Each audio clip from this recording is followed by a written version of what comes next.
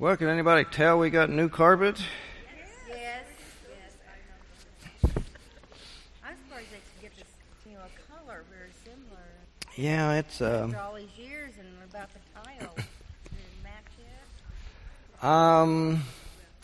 No. There's a question about it. They thought about taking the tile farther here. I was wondering how they matched after all these years. I guess they. Oh, they're going to find something that kind of coordinated but wasn't an exact match, kind of like a border. It'd be a little different was the idea. Oh, okay. Yeah, that could be something. Yeah, that was the plan. So let's see. We have to. Okay, we're still dealing with Jacob, Leah, and Rachel, and having all these children, and had several reflections on that. A lot of psychological dynamics going on, but we didn't get to Rabbi Sachs and his reflections on this, his perception of Jacob from chapter 29, 31 to 35, when Leah is having these babies. And Leah gives Jacob 4 sons, but the passage opens with this extreme assessment of Jacob's feelings for Leah. It says, God saw that Leah was hated, in some translations, and others unloved, but hated is a pretty strong word.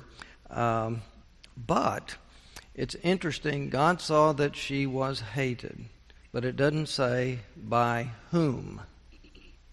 We kind of naturally assume that it's Jacob, but it doesn't specifically say that. So, we know that in their marriage relationship, if he hated her, he might not even be spending any time with her.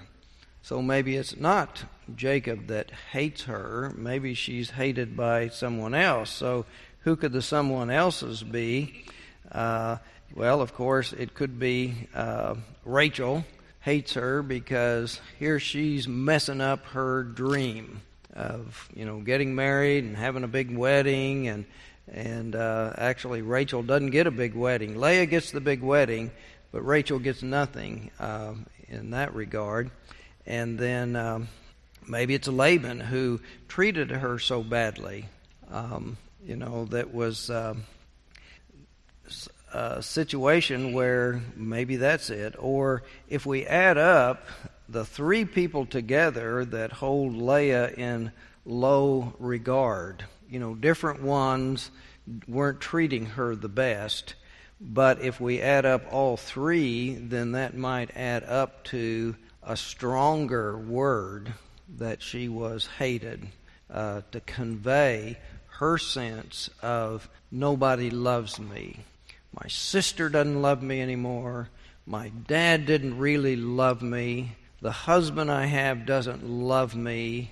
Oh, woe is me. The whole world hates me.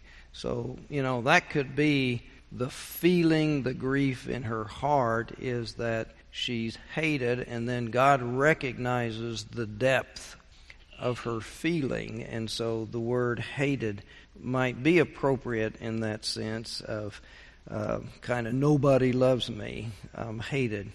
In one sense, God is showing compassion and responding to Leah's unfortunate plight caused by her dad, Laban. And if we, stop and think also, Laban had 7 years to find Leah a husband. This thing when Jacob arrives and he starts to work for him for a month and then says, well, you shouldn't be working for free. What kind of wages? Well, I'll have Rachel for my wife and I'll work for 7 years for you. Well, if Laban knew at the time, first daughters have to be married first, well, he had 7 years. Now, if he's a wealthy guy, if he really cared for her, he could have tried to encourage and entice some young man in the area, say, She's a wonderful girl. She has these deep, compassionate eyes, and no place except in some of the commentaries say that she is ugly or not pretty. It just says she's not, in comparison to Rachel, she's not strikingly beautiful, but it doesn't say that she's bad looking in any way. Doesn't say she's deformed or misshapen or anything. She's okay. There ought to be some guy out there that would want to be a part of this clan and would be happy to make Leah a good husband. But anyway, he doesn't do anything about that. At least the story doesn't say. But God shows compassion, and we see in the passage that Leah is expressing hope that Jacob will look on her favorably when she gives him one son, and then each time, Sachs points out it's significant that Leah names the sons. Jacob does not. And that fact points to the lack of relationship between Jacob and Leah. It is not strong. It is not close. He is not there for the birth and for the naming. So she does the naming. And there's a little shift for Levi. It doesn't say that Leah names him. It's, one place it's ambiguous. He was named, and then another translation says he named the third son Levi. Well, who's the he? Again, it doesn't say Jacob, but Sachs says some of the rabbis argue in the Midrash that it was an angel who came down and named Levi. Anyway, it's an interesting point that where you could read that into it, and obviously some rabbis did. But the main point, though, is with all four births, Jacob is absent. He is not there. And then we read later how Jacob's relationship with Reuben and Shimon and Levi breaks down, and he, instead of blessing them, he curses them from his deathbed. So it is be remembered that from Levi come leaders, Moses, Aaron, and Miriam, and the priestly order Levi then produces those leaders, and then from Judah come the great kings, David and all his descendants. But Sachs has an interesting reflection after that part of it, and I want to share with you this because I find it insightful and important for us to realize from the Hebrew perspective upon this text. He says, there are many truths at stake in Jacob's life, but the central motif is a truth about love. Now, even though these are ancient people, they had love, they knew love, they experienced love.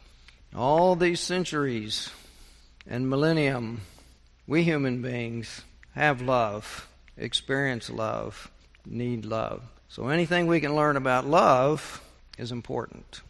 So Rabbi Sachs focuses on that. He says one of the most striking facts about Jacob's narrative is the frequency with which the word love appears. While it figures once in the story of Abraham, Genesis 22:2, and twice in the life of Isaac, 24:67 and 25:28, it figures 7 times in the case of Jacob. Jacob loves more than any other figure in Genesis. Even though he has his shortcomings, he loves more.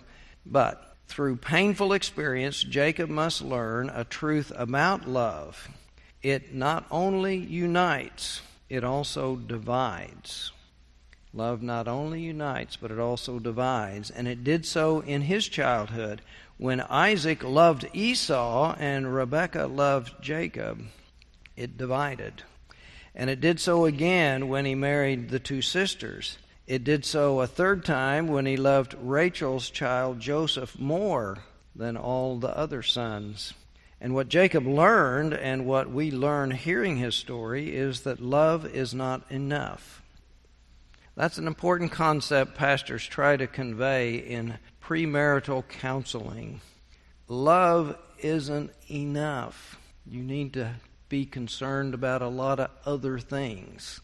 And if those other things, like good communication, how to problem solve, how to deal with money, how to deal with relationships among the in-laws, a lot of those things are so important, and if those aren't taken care of, all the hostility and hurts and sorrows chip away at the love until it can be gone. And so love is not enough. And so anyway, what Jacob learned and what we learn hearing the story is that love is not enough, and we must also heed those who feel unloved. Without that, there will be conflict and tragedy. We don't have to love everybody equally, but if we don't heed their needs, then it leads to more hurt and harm and conflict. But to heed the unloved requires a specific capacity, the ability to listen. The ability to listen. In Jacob's case, to the unspoken tears of Leah and her feelings of rejection made explicit in the names she gave her sons. He wasn't listening. And then Sachs says, I began by pointing out in this section that this is in, that the Torah was a text intended to be read aloud and listened to. When it was being formed, it was an oral tradition. It was later that it was written down. And then even in the Old Testament, times when the people needed to hear that word from the Torah, they were gathered and it was read to them. They didn't photocopy passages and hand it to them to read. It was an oral tradition. Even when it got written down, it was still meant to be heard and listened to.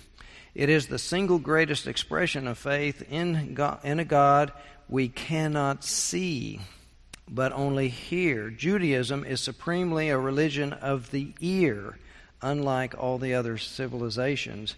Remember, no graven images. Images are to be seen.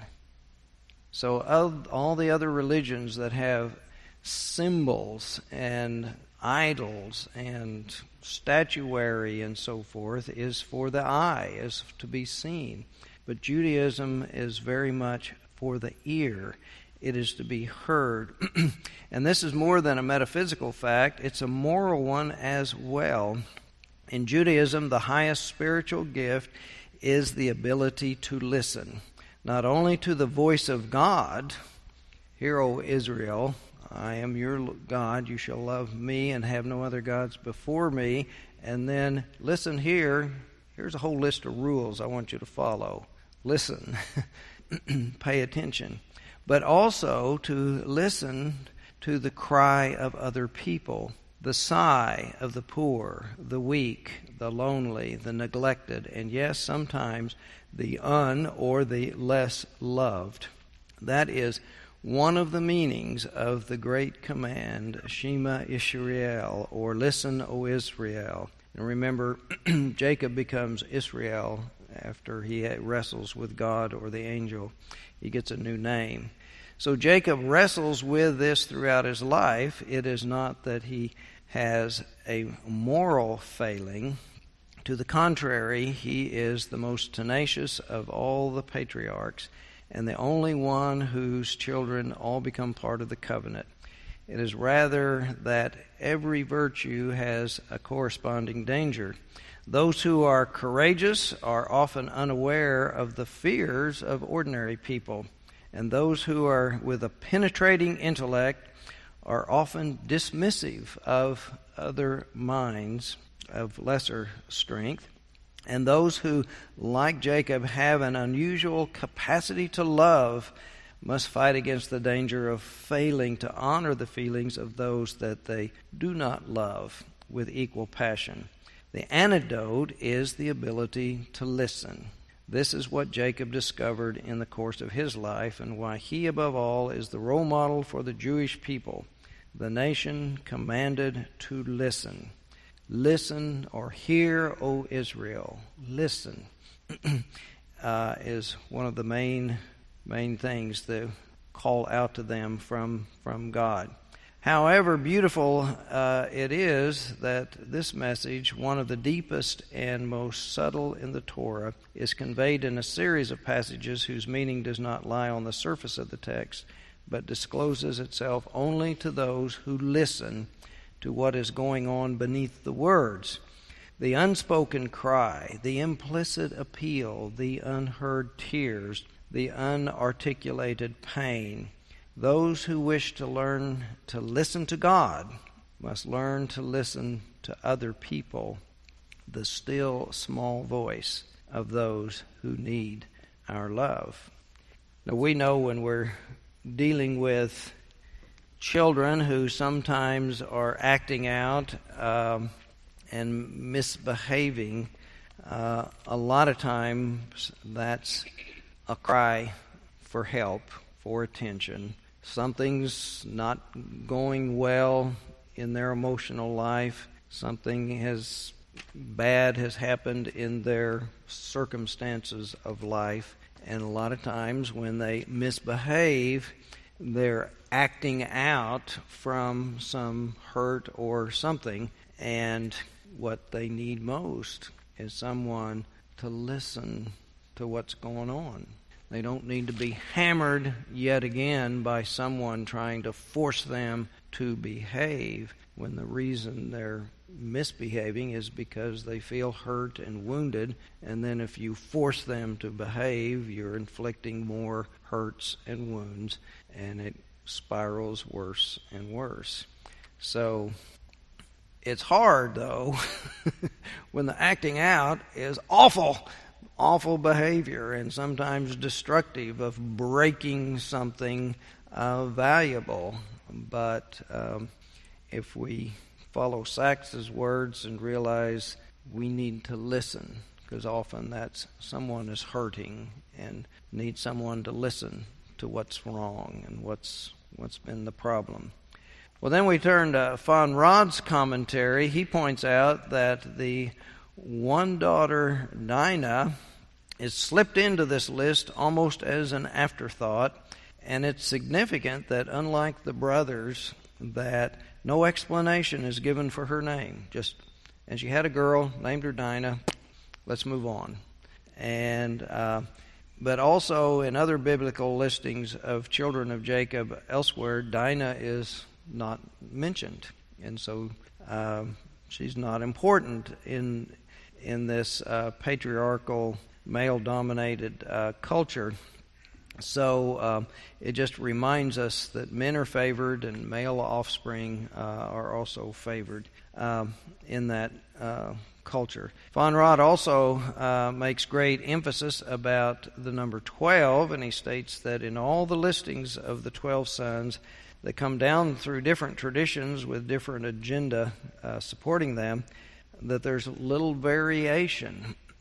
We have a little bit of variation. Some places the order is a little different, but it's always 12, and pretty much the same 12. He raises the question of the historicity of the 12 sons. And as I've shared with you before, I think, at some point in the ancient times, still long before the written histories came to us, and there was only the oral tradition being passed down from different places, that there was a confederation of tribes that did come together and formed a union. And in order to solidify that union and make and maybe overcome some of the ancient rivalries between some of those groups and the conflicts between some of those tribes, there was an effort to remold the tribal histories in such a way to connect all of them to and their founding chiefs and make them brothers, and then all come from, therefore, a common ancestor, as a way of holding this unity together. However, Von Rad states that even though that dynamic was going on, there was a historical reality that did produce the number 12. And he says it goes back to the ancient period of the judges, long before the formation of the kingdoms of Israel and Judah. The tribes formed a sacred tribal unit, and it's called sacred. And the technical term in history is the Amphictyony, Amphictyony, and it is a word that means a loose federation of politically, but the common bond of this one, and why it's sacred, was because the common bond was religious.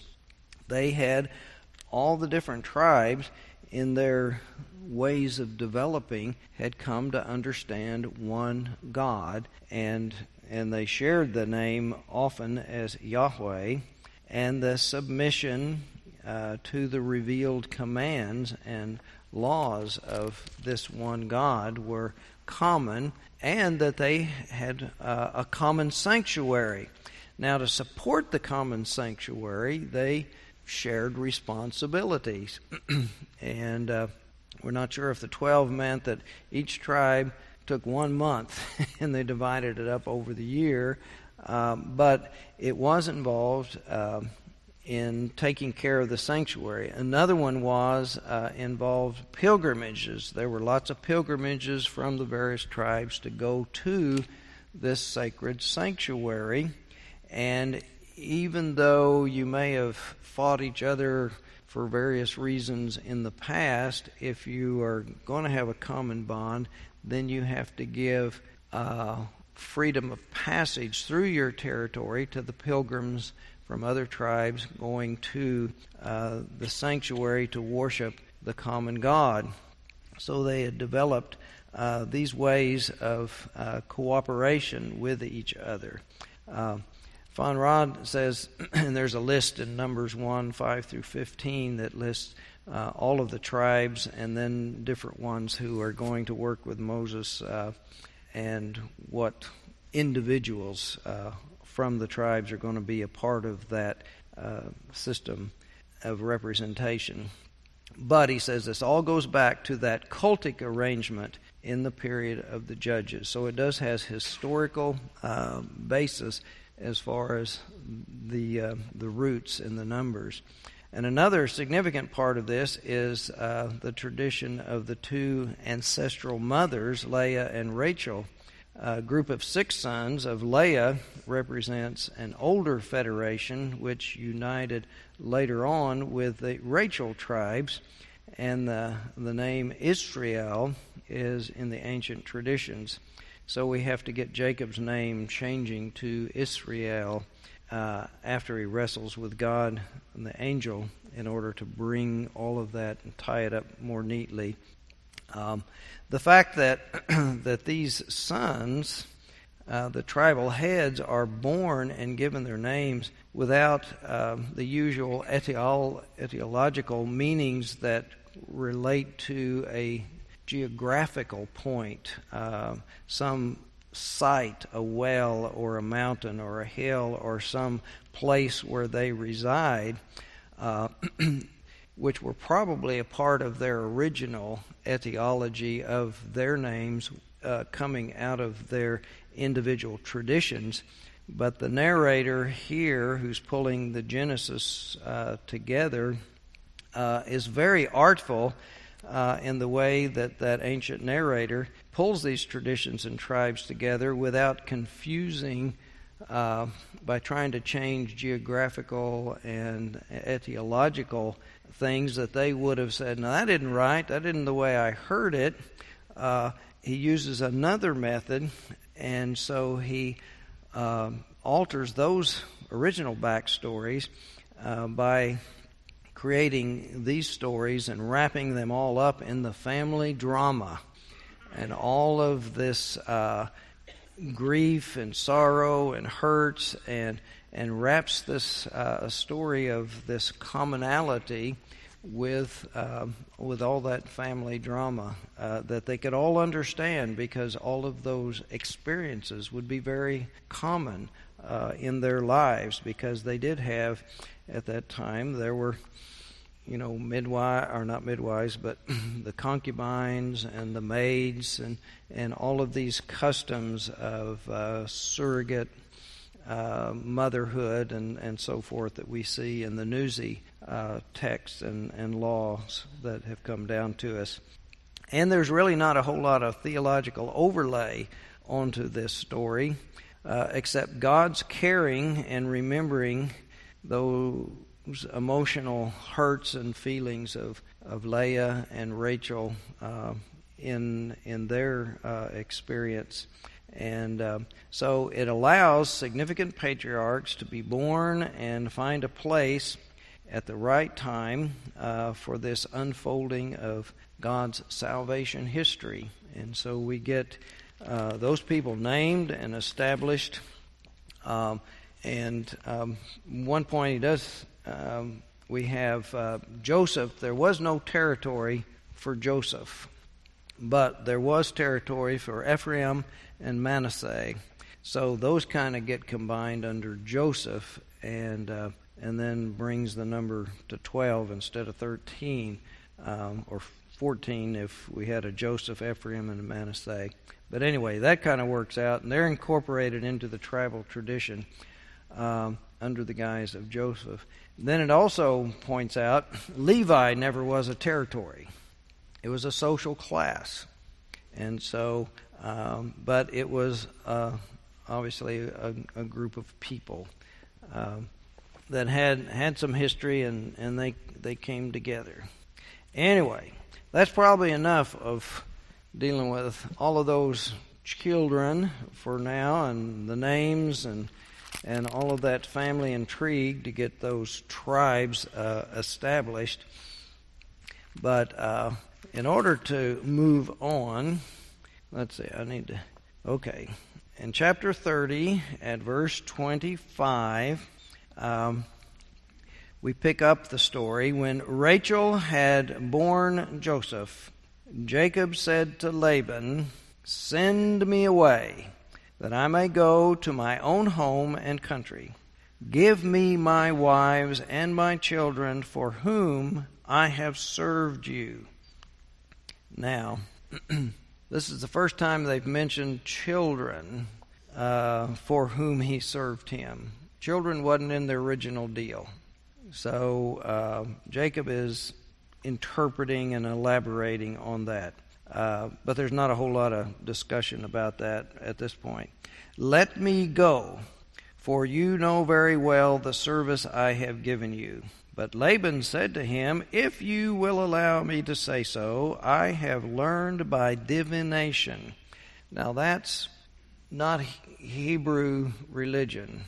That's some kind of superstitious something that it's interesting that it's here, and that these narrators allowed it to be here in regard that I have learned by divination that the Lord has blessed me because of you. Name your wages and I will give it. But anyway, that somehow God would allow something about His will and purpose to go through that channel to speak to somebody. We don't want to give divination any credit or legitimacy, but yet it kind of slips in here. It may be a way of saying that Laban, if he's doing that, he can't be an honored patriarch. He just disqualified himself by revealing that. That might be why they let that slip in there. But anyway, Jacob said to him, "You yourself know how I have served you." Now he's repeating, and this looks like weaving together two traditions, two sources. "And how your cattle have fared with me, for you had little before I came, and it has increased abundantly. And the Lord has blessed you wherever I turned. But now when I shall provide for my own household also, he said, and then Laban's asking again, well, what shall I give you? And Jacob said, you shall not give me anything, which is kind of this Middle Eastern shrewd dealings with folks. He doesn't really mean don't give me anything, but if you will do this for me, I will again feed your flock and keep it. So in the first one, he wants something from him so he can leave and depart, go his own way. But in these verses, he comes back to saying, and I will again feed your flock and keep it, meaning I will stay. Then he says, let me pass through all your flock today, removing from it every speckled and spotted sheep and every black lamb, and the spotted and speckled among the goats, and such shall be my wages. Now, the speckled and spotted ones and black sheep were rare. They didn't appear very often because most of the herd of sheep were white, and the goats were mostly black, but none of this speckled and spotted stuff. So my honesty will answer for me later when you come to look into my wages with you. Every one that is not speckled and spotted among the goats and black among the lambs, if found with me, shall be counted as stolen. So what he's saying is, and this gets kind of confused as we read on, let me pass through the flock and pick out these special ones that I'm talking about that aren't very numerous. Just give me these ones that are strange and different. I'll take the weird ones. And it should be, well, yeah, great. There aren't very many of them. Hey, I'm getting off easy here. But Laban said, good. Let it be as you have said. Let it be as you have said. But that very day, Laban removed the male goats that were striped and spotted, and all the female goats that were speckled and spotted, every one that had white on it, and every lamb that was black, and he put them in charge of his sons. Now, we haven't heard about these sons. Where do they come from? Because all up until now, there was just Leah and Rachel. And we talked about before the newsy custom that probably the way all of that worked out was that Jacob was kind of adopted as a son so that the daughters and the children and all would stay within the clan, and then when Laban died, then through the son, since it's goes through the male, then the daughters and their children would be taken care of because Jacob would inherit the wealth. But if any sons are born in the Newsy law code, then it's split between them equally, and so he loses out quite a bit.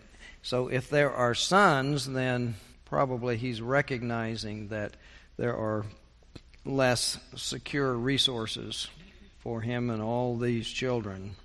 But anyway, but then Laban says, let it be as you say, and then he just goes immediately and contradicts as he said, and he gathers up the ones that Jacob had asked for, and he set a distance of 3 days' journey between himself and Jacob with these animals that he just culled out of the herd, while Jacob was pasturing the rest of Laban's flock. Then Jacob took fresh rods of poplar and almond and plane and peeled white streaks in them, exposing the white of the rods. And he set the rods that he had peeled in front of the flocks in the troughs, that is, the watering places where the flocks came to drink. And since they bred when they came to drink, the flocks bred in front of the rods, and so the flocks produces young that were striped, speckled, and spotted. Now what we've got there is the ancient myth or superstition that if the female animal or human being at conception time sees something, then that experience will affect the offspring. Anybody still have that idea of determining? Now, a lot of it nowadays is just determining the gender of the child. You know, there are certain things that superstitions, if something kind of happens, then it's going to be a girl or it's going to be a boy. But anyway, we don't believe that stuff anymore, do we? We're pretty scientific now and know all that stuff doesn't happen. But and they also thought sometimes if you can do something to the adults, then that change will be passed on to the children. But we know genetically that doesn't happen. So anyway, you can't straighten a kid's hair all of her life, and then when she grows up and has children, that isn't going to make the children have straight hair if they get the curly hair gene. So anyway, Jacob then separated the lambs and set the faces of the flocks toward the striped and the completely black animals in the flock of Laban, and he put his own droves apart and did not put them with Laban's flock. Whenever the stronger of the flock were breeding, Jacob laid rods in the troughs before the eyes of the flock, that they may breed among the rods, but for the feebler of the flock he did not lay them there. So the feebler were Laban's, and the stronger Jacob's. Thus the man grew exceedingly rich, and had large flocks, and male and female slaves, and camels, and donkeys. We'll quit there on the reading of God's Word. Okay. Well, Professor Vodder, in his commentary, he says that this does appear to be a composite story because of those things I was pointing out and the repetitions. And then again, the change in Jacob, what he's asking for. I want to leave, and then he says, then I'm going to stay if you'll allow me to do this. But Laban responds twice with the offer of wages, and it seems to say Laban, as I said, separate out these sheep and goats and goes against this, and then the sons come up, and so we really don't have any explanation of when they were born or if they were left out, or one of the suggestions is in the E version, they know of sons. The J version didn't know of sons. And so in one place you've got sons, in one place you don't. So that's sometimes why all of a sudden, poof, something's there that wasn't there before, and it's because they wove in another tradition that knows about that, and so there it is all of a sudden. But anyway, this account of that same day, Laban removes the speckled and the he and she goats and fully dark sheep. In other words, he is preemptively reducing the number of animals that Jacob could claim as his wages, and almost reducing the possibility that he could have any. But then we've got Jacob going through all of these machinations of selective breeding, and so we're looking at either by accident or his own insightful genius, and maybe he knew more than the writers in talking about all of these rods and stripping the bark and so forth. He may have had some basic understanding of genetic outcome and the crossbreeding of characteristics, and so it's not hard to calculate if you pay close attention to which animals are breeding with which animals to see some of the outcomes. And particularly if you've got small numbers, then you can pay attention. If you've got huge numbers, then you can't pay attention. But if it's smaller numbers to start, if you see that a dark goat breeds with a white goat, then the offspring will be speckled or mottled or striped, but some way they're not all one color. And then in genetics, if just a basic thing that happens when they mate, all the babies, if they're pure, all the babies then will have spots or mottled or whatever. And then if the next two mottled or whatever, then they've got genes from both. And then as the genes come down, one half will still be mottled or spotted, but then 1/4 will be white and 1/4 will be black. And that's if there's only one gene and they're pure in how genetics works. So if that's pretty quick, and you can start noticing that. So I think what this is telling us is he's quite shrewd and pays attention, and is able to do some experimentation with selective breeding in order to select and create more probable offspring. And this is what he seems to have done. And then on top of that, he selects the healthiest and the strongest and puts them in his herd, and the ones that aren't so healthy and strong, he just lets those be Laban's. Anyway, so he can be doing this while Laban and his sons are off hiding, thinking that they're being so smart, and so they leave him alone to his own devices as he's going through this selective breeding process. Well, Von Rad states that Laban and his sons only took a few of the animals, and so they thought that they had probably really done something really smart. But anyway, another thing, we're not sure. There's a lot of confusion with the words of striped, spotted, mottled that are coming from the different traditions, and we don't know if there's a whole group that are striped and a whole group that are spotted and a whole group that are mottled, or if those are just different words that they use that kind of mean the same thing. But anyway, it's a little confusing to us. But the main point is that Jacob has this large herd of animals now with which he can do the selective breeding, and that God blesses his efforts. And that's the point coming in. God blesses his efforts, and Jacob becomes wealthy with these herds, and sort of magically and miraculously ends up with servants and camels and donkeys. Where did they come from?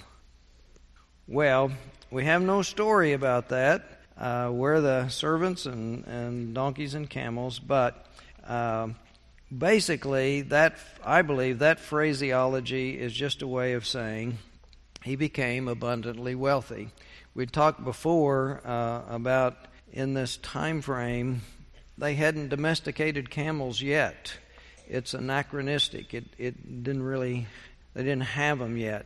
But what it was at the time of the writing, to say someone had camels and donkeys was a way of saying they are very rich. They are quite wealthy. It's kind of a way that we might say today, if we're going to say someone was really wealthy, we would talk about where their big house is with all their expensive sports cars and luxury cars, and maybe their yacht at Grand Lake and their jet airplane out here at the airport. That's a way of saying they're filthy rich. They got more than they know what to do with. And in this case, that's kind of what they're trying to say about Jacob. He has become so abundantly wealthy. He has slaves and servants and camels and donkeys. And also they need to have some camels for the next part of the story as it comes up, which it's coming up. But before we go to launch into that, Any questions? Any comments for our time here? Is this part of the story boring? There's just not any. Oh, okay. This part of the story is boring. You don't like this story about livestock? I found it fascinating. Well, you know, when I was a kid, how old was I? I was about 9, I think. Lived in Norman, and there was a TG&Y down on Campus Corner, and they had little Easter chicks. And I got me a little Easter chick, and I brought it home, and I raised it, and it turned into this big leghorn rooster. But while it was still growing up, I thought, it's lonely. It needs some friends. So down just half a block south of Main Street and the railroad tracks that go right through the middle of town, there was a feed store. And so I got a little sack of some more little chicks, and I took them home, and and we raised them. And then one of the carpenters on the job when my dad was building the journalism building on the Oklahoma campus, I think it was Mr. McCoy was the carpenter, built a chicken house for me. And so then I built a fence and put chicken wire up, and so I raised these chickens. And then we went on vacation one summer, and one of the hens had gone to setting and hatched out these chicks. And it was fascinating. I had one black leghorn. I'd never seen a black leghorn, but it was all black. And then we had all these different varieties because the other little chicks that I'd gotten were a mixture. And I added a little, I think is it Rhode Island Red? I got one of those, and she was really cute and the pretty colors and all. But anyway, all these chicks that hatched were this great variety. And so I had a little experiment in genetic stuff that I found fascinating. So that's why I think these goat stories is fascinating. With all these different colors and spots and speckles and so forth. And that, you know, if you pay attention, I mean, I was only 9, 10 years old. I hadn't had genetics yet, but I was understanding, you know, these characteristics get passed down and you get them all mixed up, and then you spread them out, and they have all these genes that get manifested later on. So, well, anyway, next Sunday we're going to shift gears and participate with the rest of the church on the study of Wesley, and as I've said, we're going to deal with the genesis of Methodism as we study Wesley. But anyway, so I hate to launch ahead when we're not going to come back, but just to keep you interested of what we're going to pick up when we get back after dealing with Wesley is in 31. Now Jacob had heard that the sons of Laban, what they were saying. They were saying that Jacob has taken all that was our father's. He has gained all this wealth from what belonged to our father, which means will belong to them when Daddy passes away. And so they're grumbling about the success of Jacob when if Jacob had just kind of left things alone, he would have just gotten a third or a fourth or a fifth. We don't know how many sons there were, but he takes matters into his own hands, secures his own wealth, and then they're jealous. And Jacob saw that Laban did not regard him as favorably as he did before. And then the Lord said to Jacob, "Return to the land of your ancestors and to your kindred, and I will be with you." Now, he already heard that before, that God would be with him, but he wanted to go back earlier, but then he decided to stay, and now he's hearing from God that it's time for him to go. So Jacob sent and called Rachel and Leah into the field where his flock was, and there's some question, why did he call them to him? Why didn't he go to where they were? And raises a question. One, he was watching the sheep and didn't want them to get lost, or they wanted privacy. If he spoke to them in the camp, then their conversation could have been overheard. So anyway, but then he says to them, I see that your father does not regard me as favorably as he did before, but the God of my father has been with me. You know that I have served your father with all my strength. Yet your father has cheated me and changed my wages 10 times. We don't have the story or the explanation of what all those changes were, but God did not permit him to harm me. If he said, the speckled shall be your wages, then all the flock bore speckled. And if he said, the striped shall be your wages, then all the flock bore striped. Thus God has taken away the livestock of your father and given them to me. Now, that was kind of being assumed earlier, but now it's really spelled out, the powerful way that God has intervened. I mean, it wasn't just a few or 50% or 25% that he got. It was 100%. So during the mating of the flock, I once had a dream in which I looked up and saw that the male goats that leaped upon the flock were striped, speckled, and mottled. And then the angel of God said to me in a dream, Jacob. And I said, here I am. And he said, look up and see that all the goats that leapt up on the flock are striped and speckled and mottled.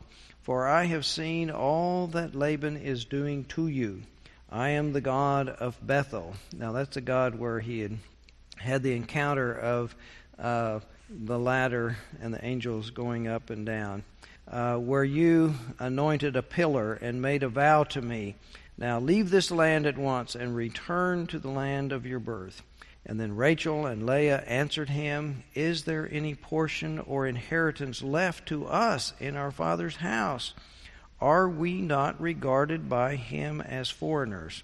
Now what they're saying is they've been disowned. They've been rejected.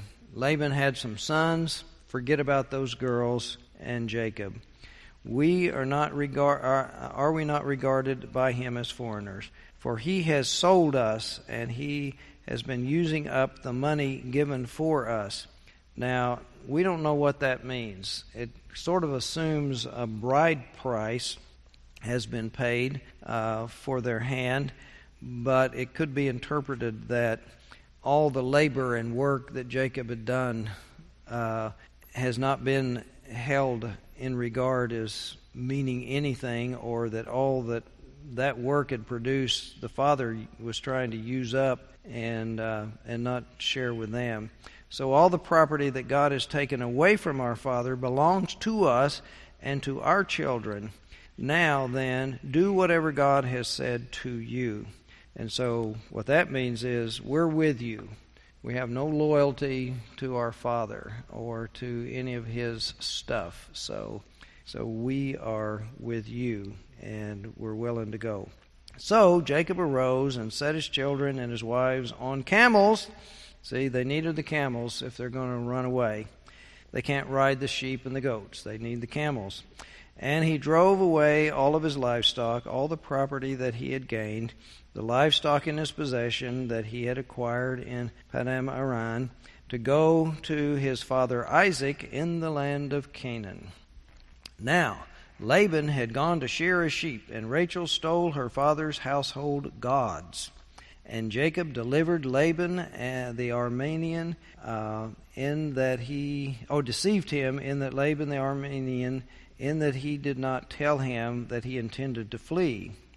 So he fled with all that he had, starting out as he crossed the Euphrates, and set his face toward the hill country of Gilead. On the third day, Laban was told that Jacob had fled.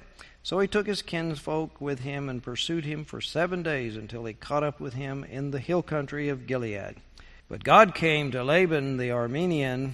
Now, why are we calling him an Aramean now? What? Well, you'll have... Yes, that's part of it, but there's maybe another reason. So, let's see, August, September, October. October 1st, we'll get back to this and we'll find out.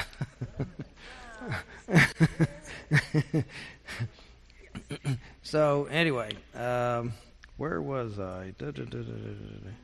Armenian. That he did not tell him that he intended to flee, and he fled, and in a dream by night, and said to him, Take heed that you say not a word to Jacob, either good or bad.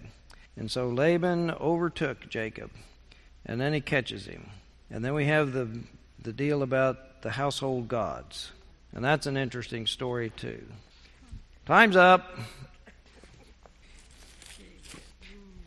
And M&A, mechanical and agriculture education, is taking place to learn how to do selective breeding and how to raise strong and healthy animals that will serve our needs. So we thank you for that. But also we thank you for your presence with us, showing us the way and how to live our lives with dignity and with honesty and integrity. We learn that love is so important, but it must be balanced with justice and with care and a listening ear that can hear the cries and the hurts of the ones that need us. In Christ's name we pray. Amen.